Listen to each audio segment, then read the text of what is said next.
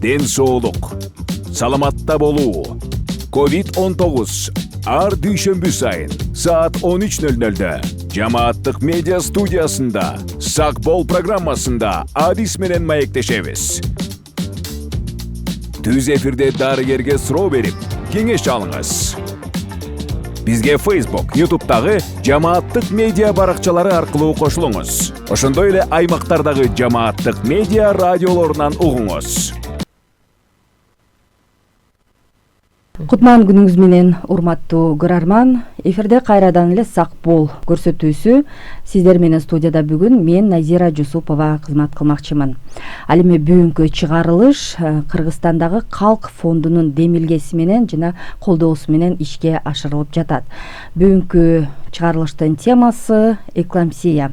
Ал эми бүгүн биздин студиянын коноктору номер 2 клиникалык төрөт үйү мекемесинин башкы дарыгери Асакеева Рыскүл Султановна. Ошондой эле Исак Ахунбаев атындагы Кыргыз мамлекеттик академиясынын номер 2 акушердик жана гинекология кафедрасынын башчысы Стакеева Чолпон Аскаровна. Саламатсыздарбы? Бүгүн студиябызда сиздерди көрүп жатканыбызга кубанычтабыз. Убактыңыздарды бөлүп келип бергениңиздер үчүн ыраазычылык билдиребиз. Анда сиздерге бүгүнкү тема боюнча, урматтуу көрөрман, расмий маалыматтарга токтолсок, бүгүнкү темабыз бул проэклампсия жана эклампсия туурасында сөз кылмакчыбыз. Ал эми менин колумда мына ушул тууралуу расмий маалымат турат. Ушул ар бир кош бойлуулуктун жагымдуу жыйынтыгын камсыздоо бул заманбап төрөткө көмөктөшүүнүн негизги милдети. Оор даражадагы проэклампсия жана анын татаалдашуулары эклампсия Кыргыз Республикасынын энелер өлүмүнүн структурасында акушердик кансыроолордон кийинки туруктуу түрдө 2-чи орунда турат. Азыркы учурда бул актуалдуу маселелердин бири. Анда түз эфирди баштасак, эң алгачкы эле суроо Рыскүл Султановна сизге багышталат. Ушул Кыргыз Республикасында биздин өлкөдө проэклампсия жана эклампсия боюнча абал кандай? Мына ушул тууралуу айтып берсеңиз. Саламатсыздарбы, урматтуу көрүүчүлөр? Энелердин төрөтү жылдан жыл сайын өсүүдө. 2023 жылы 147.908 төрөт болгон. Анын ичинен преэклампсиянын оор даражасы менен жана эклампсия менен төрөгөн айымдардын, энелердин жалпы көрсөткүчүн айтсак, 3,1%. 2022 жылы 2,8% болгон. Бул көрсөткүч энелердин өлүмүн алганда дагы экинчи баскычтагы маанилүү көрсөткүчтөрдүн бири болгондуктан жыл өткөн сайын бул көрсөткүч өсүү негизинде. Ошо себептери эмнеден, неге өсүп жатат?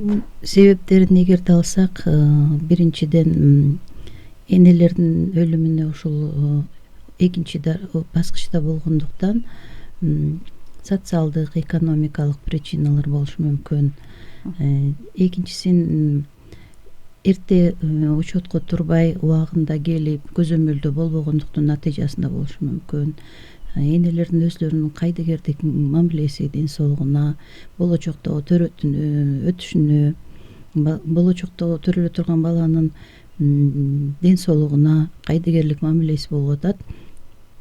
Ага бирден бир себеп негизи коркунучтуу белгилерди билбестиктен, өз убагында тез жардамга чалып же болбосо адистерге кайрылбагандыктан, жана ошондой эле алдын ала камсыздандырып ден соолугун чыңай турган профилактический дарылоону өтпөгөндүктөн, көп экстрагениталдык оорулардын убагында дарыланбагандыктан, негизи эле көптөн көп причинасы боюна болордун алдында даярдыкты өтпөгөндүкү. Айым когда даярданып баштаганда төрөткө ден соолугун текшертип, эгерде бир коопсуз белгилер болсо аларды дарылап, орусча айтканда оздоравливать этиш керек. Энеси дагы, атасы дагы дарылоодон өтүш керек, анализдерден өтүш керек.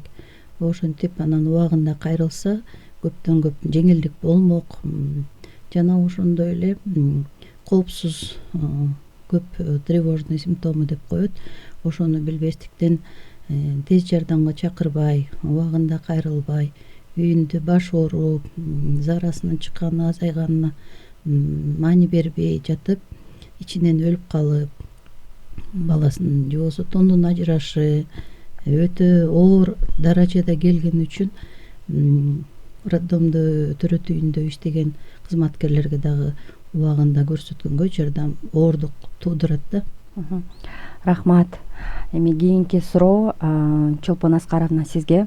Ушул эклампсия деген эмне бул? Негизги белгилери кайсылар? Бизде угуп жаткан ошол айымдар, балким кош бойлуу айымдар кайсы белгилерге көңүл бурушу керек? Ушул белгилер болсо, демек эклампсия деп түшүнүшү керек. Эклампсия — это судороги. Сам перевод — это внезапно, вспышка. Ни с того ни с сего вдруг женщина теряет сознание, но перед этим идет серия судорог. И это связано только с беременностью. Но всегда предшествует эклампсии преэклампсия. И сказать на сегодняшний день, почему она у этой женщины есть, а у другой нет, весь мир, весь акушерский научный мир пытается найти причину. Мы не можем найти причину, мы знаем только факторы риска. И эти факторы на самом-то деле простые, но нужно их предупредить как можно раньше, на самых ранних сроках беременности. А еще лучше до того, как вы решили забеременеть. Как сказала Рыской Султана, нужна хорошая прегравидарная подготовка. И для этого есть группы риска, о которых мы говорим. Простой прием ацетилсалициловой кислоты, то есть аспирина, до 12 недель может предупредить тяжелые формы преэклампсии. Просто нужно вовремя подойти к доктору и помнить о том, если у вас факторы риска. Например, если у вас двойня, это уже факторы риска. Если у вас в предыдущих родах уже была преэклампсия, вы должны знать, что в следующий раз это может повториться. Если вам уже 40 лет, сегодня женщины рожают немножечко позже. Если у вас есть сахарный диабет, все экстрагенитальные заболевания, если у вас все это есть, можно назначить профилактические мероприятия. Преэклампсия, возможно, будет, но не будет ее тяжелых форм и не будет судорог. Эти судороги, они часто заканчиваются материнской смертностью. Сказать, какая причина, мы на сегодняшний день не можем. Рахмат. Белгилерине токтолуп кетсеңиз, мисалы үчүн ошол айым кош бойлуу, анан мисалы үчүн баш ооруйбу же жүрөгү айланабы, кандай белгилери бар? Ошол белгилер пайда болгондо айымдар дароо доктурга барышы керек деп билиши керек да. Всегда, когда они становятся на учет, обычно им об этом говорят, но женщина на это не обращает внимания. А симптомы, они очень простые, и это начинает болеть голова. Но очень часто высокое давление не сопровождается головной болью. В этом и коварство преэклампсии. Потому что она может прийти, доктор начинает измерять давление, и потом удивляется, что оно очень высокое. И начинает спрашивать: «Берчерим уруатау, башим уруган жокпу, башин айланган жокпу?» Женщина удивленно говорит: «Нет, ничего у меня не болит». Но есть такие симптомы, на которые нужно обращать внимание. Немножечко уменьшилось выделение мочи, появились какие-то отеки непонятные, немножечко меньше стал шевелиться ребенок. Все равно голова по вечерам побаливает. Все равно не бывает так, чтобы не было никаких симптомов. Поэтому, в принципе, мы опираемся на 3 основных симптома. Это высокое давление, это появление белка в моче. А для того, чтобы знать, есть белок в моче или нет, нужно стоять на учете. И каждый прием накануне все женщины сдают мочу на белок. Если она на учете не состоит, конечно, она об этом анализе даже и не знает. Измерить давление может только доктор на приеме. А если она на учете не состоит, значит и мы давление высокое пропустим. Рахмат. Ушул жерден айымдарга, кош бойлуу энелерге, айымдарга ошо баса белгилеп кетсек, сөзсүз түрдө учетко туруп, анан дарыгердин айтканына көңүл бөлсөңүздөр, мындай оор кесепеттердин алдын ала аласыздар да өзүңүздөр. Анан кайра эле сизге суроо, ушул белгилери боюнча айтып өттүңүз. Анан акыркы жылдары эмне себептерин дагы ошол бүт дүйнө жүзүндөгү илим коомчулугу издеп жатат дедиңиз, бирок ошондой болсо дагы тамак аш, абанын балким сапаттуулугу, кийим кечелер, ушулар дагы таасир этиши мүмкүнбү? Кантип? Это верно, ең туура, потому что, смотрите, есть профилактические мероприятия. Ну, например, в нашей стране это прием кальция. Потому что было исследование сделано, и наши женщины немножечко потребляют меньше кальция. И раз он там с едой, тамак менен меньше поступает, нам ничего не остается, как назначать препараты. И это опять нужно вовремя подойти к доктору, потому что только он может назначить. Потом, вот я уже сказала, аспирин, да, его тоже просто простой прием ацетилсалициловой кислоты, но тоже суть в том, что его нужно принимать как можно раньше. Такие простые моменты, как правильный прием жидкости. Иногда женщина неправильно пьет, да. Если она в течение дня не пьет, а начинает пить больше вечером, ну понятно, она целый день работает, возможно, у нее дети, и, конечно, к утру у нее будет очень сильные отеки. А если она жидкость не будет пить, у нее немножечко кровь будет другая. Такие простые вещи, как определенный прием пищи, она должна быть немножечко легче, больше фруктов, больше овощей нужно принимать. И такие простые вещи, как делать зарядку.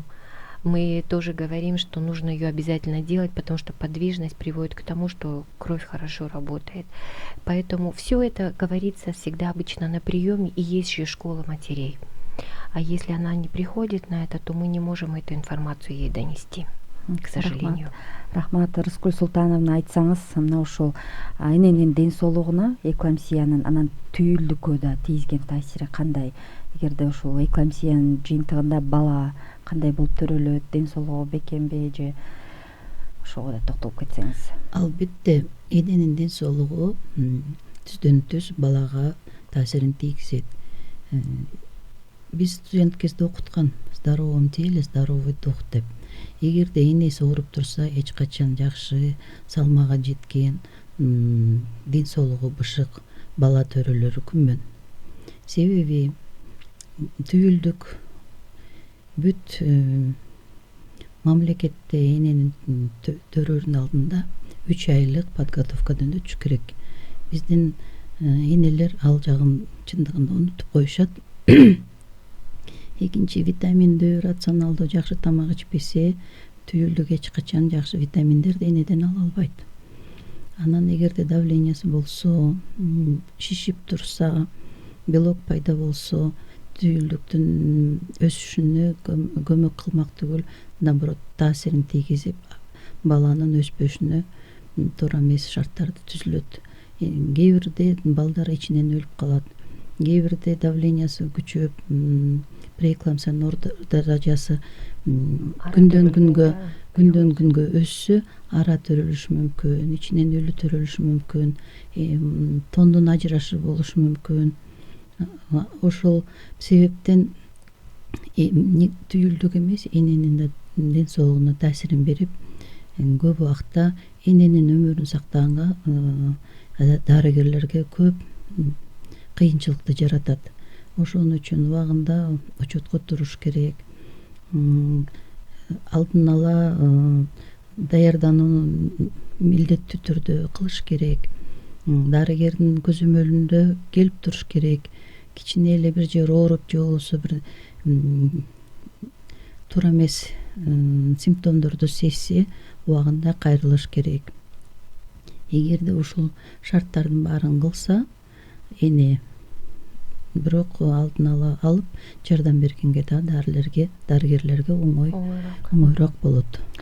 кийинки эле суроо, эгерде айымдар ушул нерселерди эске албай, бирок ушул кандай акыбалда келишет кош бойлуу айымдар, анан биздин медициналык кызматкерлердин квалификациясы боюнча дагы токтолуп кетсеңиз, ошол оор болуп келсе ошондой айымдардыга жардам бериш колдорунан келип жатабы, же ошол мындай терс зыянга учурган учурлар болуп кетип атабы, айымдарга учетко тургандар балким эске алышы мүмкүн, учетко турбай анан ошол төрөт үйлөрүнө келип калган айымдар балким ушундай кан басымы жогору болгон же болбосо ошол жана сиздер айтып кеткен белгилер бар болуп келсе, биздин медициналык кызматкерлердин даярдыктары кандай, убагында аларды сактап калганга мүмкүнчүлүгү барбы же аз эле пайыздабы?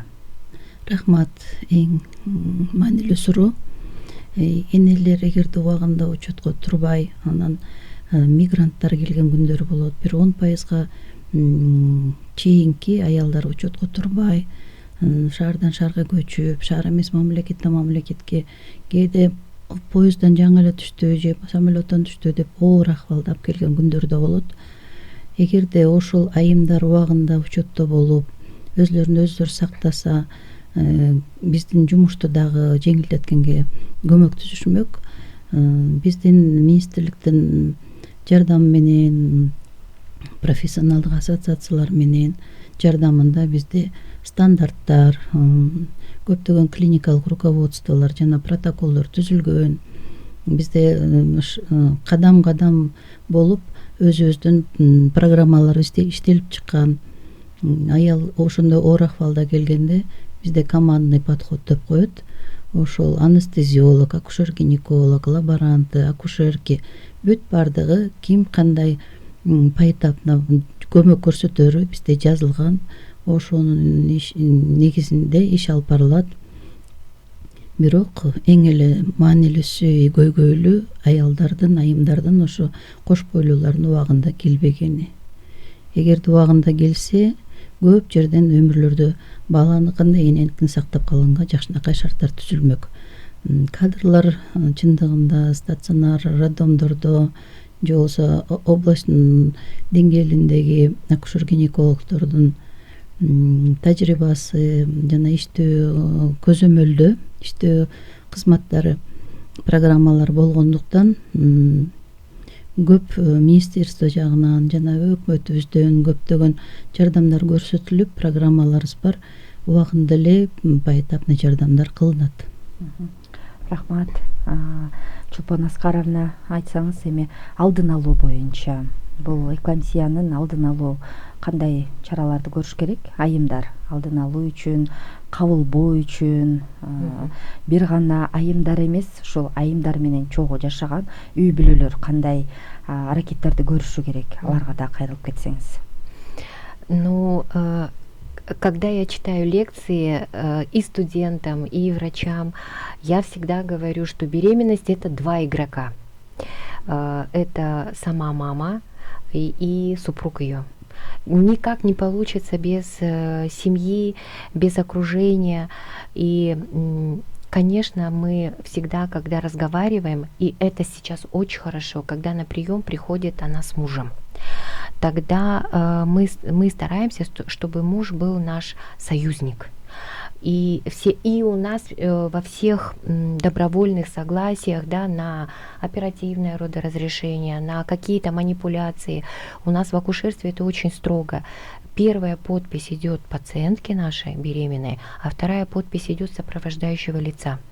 То есть это может быть супруг, это может быть мама, это может быть ее свекровь, кайненеси. Мы всегда, это очень строго. Тем самым мы стараемся показать, что без них мы не справимся. Она может, женщина, все послушать, все мои рекомендации, но возвращается она домой. Возвращается она в ту среду, из которой она ко мне пришла. Поэтому всегда И у кыргызов такое всегда было. Ребенок это святое. Поэтому помощь, которая ей дома оказывается со стороны супруга, со стороны родственников, со стороны кайнены, старших детей, она неоценима. Особенно в тех случаях, когда идут вот такие осложнения, как преэклампсия. Потому что на сегодняшний день абсолютно точно известно, что сама преэклампсия, она не заканчивается с беременностью. Она продолжается женщиной всю жизнь. И последние исследования показывают, что женщина, которая перенесла преэклампсию или эклампсию, она меньше живет. Она погибает от заболеваний сердца. У нее чаще инсульты, инфаркты миокарда. Она не доживает до 55 лет.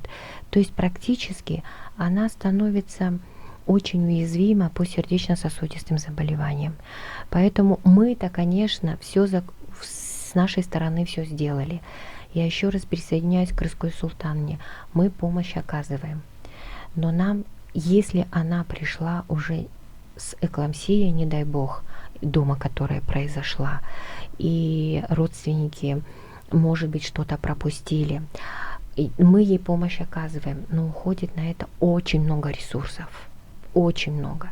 Если бы она пришла бы на стадии преэклампсии, мы бы под наблюдением попробовали эту беременность дольше продержать, и, может быть, не было бы такой срочности в родоразрешении. Потому что преэклампсия, она очень коварна тем, что начинается в недоношенном сроке, и поэтому идут недоношенные дети. И очень обидно, когда мы идем на родоразрешение, и если теряем ребенка уже после, потому что он очень маленький, потому что мы его не доносили, были большие ресурсы потрачены, сурфактант он очень дорогой, государство пытается, и роддом пытается, возле этого ребенка стоит там смена, не отходит от него, чтобы мама ушла с ребенком. Но она возвращается-то опять в эту же среду. И здесь, конечно, нужно с родственниками вести большую беседу, чтобы они нам тоже помогали. Рахмат. Кош бойлууга чейин, кош бойлуу болгонго чейинки пландаштыруу боюнча айтып кетсеңиз, ошол кош бойлуу болуп калгандан кийин аны менен да күрөшүү оор деп атпайсыздарбы? Ага чейин ошол айым өзүнүн ден соолугуна кандай кам көрүш керек, эмнелерди билип алыш керек, билгенден кийин алар менен кантип иштеш керек, ошого да токтолуп кетсеңиз. Ну вот отличный вопрос, да?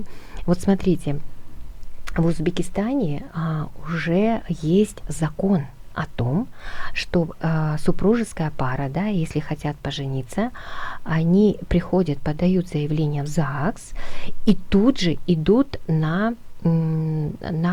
идут к доктору, акушер-гинекологу, такое на обследование и приносят справку. То есть сегодня государство очень озабочено тем, что именно первая беременность заканчивается не очень удачно, потому что нет подготовки к беременности. Потому что считается первая беременность, я очень здоровая, супруг мой тоже здоров, и между заявлением и ЗАГСом все равно где-то 1,5-2 месяца. И тогда они отправляют к доктору, чтобы он провел с ними беседу, и если они действительно не передумают, они начинают их готовить к беременности. Это первая беременность. И очень обидно, когда повторная беременность прегравидарную подготовку не проходит. Она очень нужна. Для чего? Принятие фолиевой кислоты как минимум 3 месяца. Для чего? Для того, чтобы не было порока развития. Для того, чтобы проверить почки, сердце. Потому что сегодня беременность – это лакмусовая бумажка.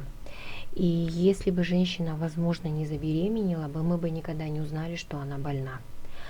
Нездоровый организм, он выдерживает спокойно беременность. А если она чуть-чуть больна, дополнительная нагрузка эту болезнь вытаскивает.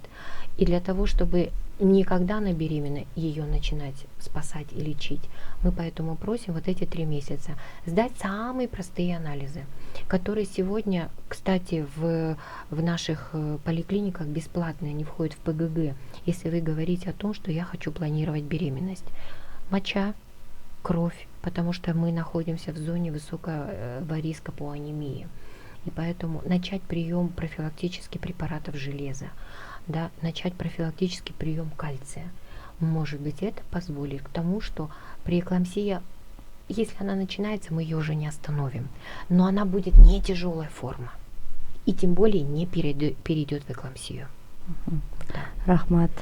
Демек эң алгачкы эле ошол анемиянын алдын алуу, кальцийдин жетишсиздигин толуктоонун мурда кандай оорулар бар экенин аныктоо, ушул эң негизги нерселер. Кош бойлууну пландап жатсаңыздар, демек ушул 3 нерсени алгач жасап алышы керек да, ушул жаңы түгөйлөр десек дагы болот экен. Рыскүл Султановна, эми ушул биздин ыкмалар, заманбап ыкмалар боюнча дагы айтып кетсеңиз, номер 2 клиникалык төрөт үйү боюнча дагы айтсаңыз болот, Кыргызстан боюнча айтсаңыз болот. Кандай жаңы заманбап ыкмалар пайда болду ошо эклампсиянын алдын алуу же дарылоо боюнча? Кандай тажрыйбаларды алып атасыздар? Балким башка өлкөлөрдүн жакшы, ийгиликтүү ыкмалары боюнча айтып өтсөңүз да болот. Акыркы 20 жылдын ичинде биздин өлкөбүздүн министрликтен тарабынан өтө камкор, жакшы болуп атат. Көптөгөн оборудование алып атабыз. Дары дармек жетиштүү, эне менен баланын өмүрүн, ден соолугун коргоо үчүн бир топ көп маселелер чечилди. Бул теоретика жагынан даярдоо, врачтарды даярдап, теориясы, практикалык жактан ыкмалардын баары киргизилген. Эң негизгиси биздин жумуш, биздин көрсөткүч, статистикалык эсептөө жагынан бизге көмөк көрсөткөн бул антенатальное звено деп коет. Поликлиникадагы врачтардын жумушунун көрсөткүчү, алардын көзөмөлдөөсү түздөн түз байланышта. Эгерде ошо поликлиникада, ЦСМдерде, үй бүлөлүк топтордо айым жакшынакай көзөмөлдөө болуп убагында келсе, төрөт жакшынакай өтүп кетет. Бирок бир жеринен эле сырыв кетсе, убагында дарысын албай калса, профилактика болбосо, витаминдүү тамак ичпесе, же болбосо үй бүлөсүндө кандай көйгөй болсо, ошол маселелердин баары чогулуп туруп эненин өмүрүн, баланын төрөлүшүнө жакшы көмөк көрсөтпөй зыян келтирген туштар да болот. Ошон үчүн биз именно ушул биринчи поликлиникадан көп нерсе таасир болгондуктан ал врачтардын дагы даярдыгы жакшы болуш керек. Үй бүлөлүк медицина дагы жогорку деңгээлде болуш керек. Андан кийин бизге келгенде чындыгында көп аялдар оор акыбалына келгенине карабастан биз аракет кылып энени да, баланы да сактоого бүт шарттар түзүлгөн, оборудованиялар бар, жаңы протоколдорду келип атат. Биздин министрлик тарабынан даже Москвага чейин Кулаковский центр жактан дагы практически теоретический опыттарды алып, билимин жогорулатып келип атышат. Өзүбүздө болсо дайыма кафедра менен Чолпон Аскаровна лекцияларды окуп, аттестацияларды кылабыз. Ошол чындыгында кровотечение, сепсис, анан ошо преэклампсия, эклампсиянын оор даражалыгын жеткирбегенге бизде ай сайын жылына тематикалык лекциялар коюлуп, ошолор окулуп, аттестацияларды өтүп турат врачтарыбыз. Бардык жагынан эле шарттар түзүлгөн, аракет кылабыз элибиздин санынын көбөйүшүнө жана келечектеги муундарыбыздын ден соолугунун чың болушуна. Биздин экинчи клиникалык төрөтүү дагы биздин кафедра, Чолпон Аскаровна жетектеген кафедра кызматкерлери дагы бизге көп жакшынакай жардамдарды көрсөтөт.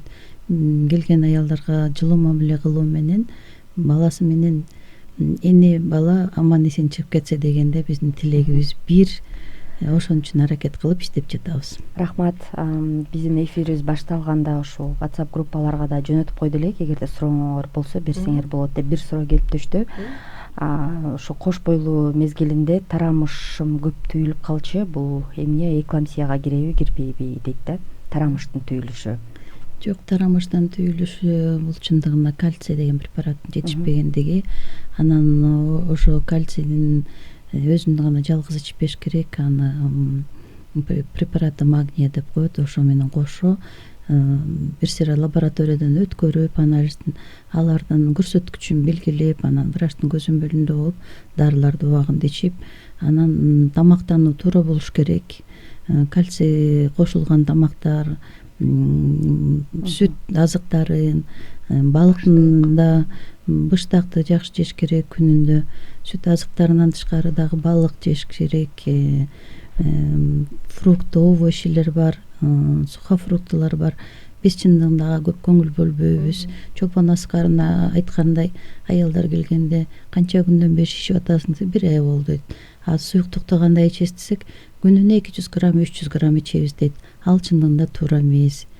2,5-3 литрге чейин ичиш керек. Причем ал суюктукту эртең менен баштап кечки 6-га жеткирбей ичиш керек. Анан биздин аялдарыбыз чындыгында өзүнө көңүл болбой балдарын багат, үй бүлөсүнүн шартына биринчи орунга коюшат дагы, өзүнүн келечектеги төрөтүнө кичине мамилеси азыраак болуп калып атат. Рахмат. Демек тарамыштын түйүлүп жатканы бул кальций затынын жетишпей жаткандыгынан кабар берип жатканын билдирет экен. Рахмат биздин көрүүчүгө. Эми ушул эклампсияны башынан өткөргөн айым кош бойлуу кезинде өткөрсө, кийинки төрөттү канча убакыттан кийин пландоо керек? Ошол боюнча дагы айтып кетели. Бул абдан маанилүү деп эсептейм. Ошол кийинки төрөттүн ортосу канча болушу керек, эгерде биринчи төрөттө ушул эклампсия менен коштолсо, Чолпон Аскаровна? Ну, это тоже очень хороший вопрос. Хорошо, что вы его подняли. Ну, вот смотрите, мы провели исследование по интервалу между родами в нашей стране. Ну, эта информация официально собирается в Министерстве здравоохранения с 2006 года. И есть официальная цифра, да, которая ВОЗом, Всемирная организация здравоохранения, ну, как бы предлагается для того, чтобы и женщины, и ребенок были здоровы, нужно, чтобы интервал между родами все-таки был 3 года. Это самый, ну, такой хороший интервал. Ну, то есть она 2 года ребенку, она беременеет, еще год вынашивает, и уж у меня в середине между ними получается 3 года. И в нашей стране, когда мы провели исследование, у нас только 40% придерживается этого интервала, а 60% рожают и через 2 года, и через год. И у нас появились женщины, как мы их называем, дважды родившие в году. То есть она, например, родила в январе 2023 и в декабре 2023. То есть она в одном году успевает родить 2 раза. И это, конечно, здоровье не прибавляет, не говоря уже об эклампсии. Если была эклампсия, этот интервал должен быть как можно большим, потому что реабилитация этой женщины, она очень серьезная, потому что это идет временная гипоксия, ну, временный недостаток в головном мозге, и такое высокое давление, оно на сосуды тоже очень сильно влияет. Поэтому ее ведем уже с кардиологами, она обязана, мы ее просим, чтобы она все-таки встала на учет у кардиологов, и вовремя ее нашли проблемы, которые у нее могут быть. Просто она очень молода, и она не хочет этого делать. Какие у меня могут быть кардиологические дела? Мне всего там 22 года, например. И, конечно, если первые роды были эклампсия, и, возможно, ребенок был преждевременно рожден, и, может быть, он не так здоров, то женщина очень торопится забеременеть 2-й раз. Это первый сценарий. Или наоборот, ребенок не очень здоров, она просто забыла о себе и сама не заметила, как забеременела. В нашем родильном доме мы пытаемся сразу после родов вводить спираль, потому что она просто к нам не успевает приехать. Поэтому интервал все-таки нужно даже у здоровой женщины придерживаться 3 года, а у женщины, которая тем более перенесла переклампсию и эклампсию, чтобы сосуды и почки, которые не очень здоровы, стали на место, ну, это как минимум 4 года. Рахмат, абдан керектүү пайдалуу маалымат болду. Ушу 3-4 жыл бул ушу баардык айымдарда интервал болушу керек. И чем короче интервал, даже и вот этот мы просчитали шансы, тем больше рисков того, что в родах будет преэклампсия. Вот жогорго атат, да, вот этот шанс, риск вот этот, даже у здоровой женщины. А если она еще и больна, этот риск становится очень высоким. Демек ошол келечектеги баланын ден соолугу бекем жана эненин ден соолугу бекем болсун десеңиздер, дарыгердин айткандарына толук көңүл бөлүп айткандарын аткаруу керек. Бизге бөлүнгөн убакыт соңуна келип чыгып атат. Айымдарга, сиздер айымдар менен иш алып барасыздар. Канча деген айымдар сиздерге келип түшөт? Мына ушул айымдарга кандай кеңештерди айтып кетесиздер да? Сиздерге эркин микрофон берсек. Жогоруда айтылгандай, биз көп көйгөйлөрдү айттык. Алдын ала алган медицина өтө жакшы медицина болот. Ошон үчүн энелердин түздөн түз келечектеги муундун ден соолугу биздин өзүбүздүн жеке жоопкерчиликтин натыйжасы болот. Үй бүлөнүн көмөгү керек. Анан биринчи үй бүлөлүк топ адистеринин жакшы протокол менен иштеши керек. Убагында келип, бизге келип, аман эсен төрөп, жаркылдап балдарын кучактап чыкса, биз дарыгерлердин эң эле жогорку жетишкендиги, бактылуулугу ошондо деп сезем. Себеби деген биздин жамаат, экинчи төрөт үйүнүн жамааты ушуга түздөн түз салымын кошот. Биз ошон үчүн өтө бактылуубуз. Муну турмуштук миссия деп койсок да болот. Эне жана бала, айрыкча бала бул келечектеги коомчулук, биздин келечегибиз. Здоровое поколение болсо бизге дагы өтө маанилүү кубаныч. Ошон үчүн урматтуу айымдар, эжелер, сиңдилер, жаш өсүп келаткан жаш кыздар, келечектеги апалар, азыркы апалар, ден соолугуңуздарды чыңдаңыздар, жакшылап тамактаныңыздар, жоопкерчиликти көтөрүңүздөр, үй бүлөңүздөр менен аман эсен болуп бизге келип, төрөп аман эсен чыгып туруңуздар. Биз да сиздер үчүн ак жолтой бололук. Рахмат. Пусть каждый ваш ребенок будет желанный, и вы будете здоровы. Рахмат. Бизге бөлүнгөн убакыт дагы соңуна келип чыкты. Урматтуу көрөрман, сиз сак бол эфирин көрдүңүз. Студияда бүгүн сиздер менен мен Назира Жусупова болдум. Ал эми бүгүнкү талкууланган тема эклампсия темасы болду. Конокторубуз бул номер 2 клиникалык төрөт үйү мекемесинин башкы дарыгери Асакеева Рыскүл Султановна жана ошондой эле Ахунбаев атындагы Кыргыз мамлекеттик академиясынын номер 2 акушердик жана гинекология кафедрасынын башчысы Стакеева Чолпон Аскаровна болду. Ал эми бүгүнкү чыгарылыш Бишкек шаарындагы Калк фонду тарабынан демилгеленип колдоого алынды. Эфирге келип убактыңыздарды бөлүп, пайдалуу маалымат менен бөлүшкөнүңүздөр үчүн ыраазычылык билдиребиз жана ишиңиздерге ийгиликтерди каалап кетмекчибиз. Рахмат.